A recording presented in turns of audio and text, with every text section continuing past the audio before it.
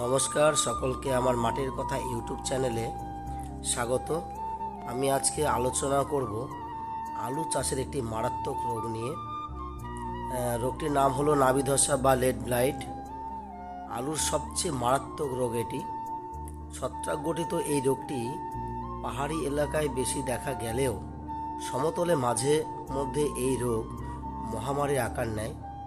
প্রাথমিক অবস্থায় রোগটি ঠিকমতো শনাক্ত করতে না পারলে অল্প সময়ের মধ্যে সারা মাঠ আক্রান্ত হতে পারে। ভারতে প্রতি বছর এই রোগের প্রকোপে গড়ে প্রায় 15% ক্ষতি হয়, কিন্তু মহামারীর বছরে 40 থেকে 70% ক্ষতি হতে পারে। রোগযুক্ত বীজকন্দ এই রোগের প্রধান উৎস।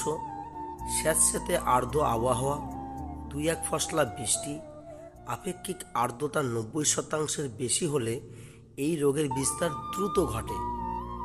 পশ্চিমবঙ্গের সমতলে ডিসেম্বরের শেষের দিকে এই রোগের আক্রমণ শুরু হতে দেখা যায়। নাবি ধসা বা লেট ব্লাইট রোগ আলুর জমিতে লেগেছে আপনি চিনবেন কিভাবে? রোগের লক্ষণ হিসাবে পাতার কিনারা বা ডগায় জলে ভেজা অনির্দিষ্ট আকারের হালকা সবুজ দাগ দেখা যায়। ওই দাগ দ্রুত বড় হয়ে বাদামি থেকে নীলচে রং ধরে পত্রফলকের নিচের দিকে এগোয়। দাগে মৃত অংশ লক্ষ্য করা যায়। সকালের দিকে আক্রান্ত পাতার নিচে বিশেষত মৃত অংশের ধার ধরে সাদাটে গুঁড়ো ভাব দেখা যায়। কাণ্ড ও বোটার ওপর লম্বাটে হালকা থেকে গাঢ় বাদামি দাগ দেখা যায়, যা পরে কাণ্ডের চারপাশে ছড়িয়ে পড়ে। আক্রান্ত পাতা আস্তে আস্তে পচে গিয়ে দুর্গন্ধে পরিণত হয়। গাছের মোট আয়তনের 1% আয়তন এই রোগের লক্ষণে ভরে গেলে দ্রুত প্রতিকারের ব্যবস্থা নিতে হবে। এবারে আসি এই রোগের হাত থেকে ফসলকে রক্ষা করতে গেলে কি করবেন।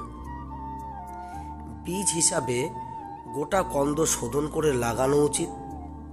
রাসায়নিক রোগনাশক হিসাবে পর্শজনিত ও অন্তর্বাহী উভয়ই প্রয়োগ করতে হবে। রোগ আক্রমণের প্রথম দিকে পর্শজনিত ও পরের দিকে অন্তর্বাহী ছত্রাকনাশক স্প্রে করলে অধিক কার্যকারী হয়। রোগনাশকগুলির প্রতি ছত্রাকের প্রতিরোধ গড়ে উঠতে দেখা যায়, তাই রাসায়নিক রোগনাশকগুলি 4 থেকে 5 দিন পর পর স্প্রে করার দরকার হয়ে পড়ে। রাসায়নিক রোগনাশক হিসাবে যেগুলি স্প্রে করবেন সেগুলি হলো ডাইমিথোফর্প 1 গ্রাম, সাথে মেটিরাম 2 গ্রাম। যদি মেটিরাম পাওয়া না যায় তাহলে ডাইমিথোফর্পের সাথে ম্যানকোজেব মিশিয়ে স্প্রে করতে পারেন। তাছাড়া মেটালেক্সিল ম্যানকোজেব, যার বাজার চলতি নাম সিনজিন্টা কোম্পানি রিডোমিল গোল্ড, প্রতি লিটার জলে 2.5 থেকে 3 গ্রাম হারে গুলিয়ে স্প্রে করতে পারেন। তাছাড়া আইপ্রোভালিকার্প সাথে প্রপিকোনা জল, বাজার চলতি নাম বায়ার কোম্পানির মেলোডি ডু, প্রতি লিটার জলে 2.5 থেকে 3 গ্রাম হারে স্প্রে করতে পারেন।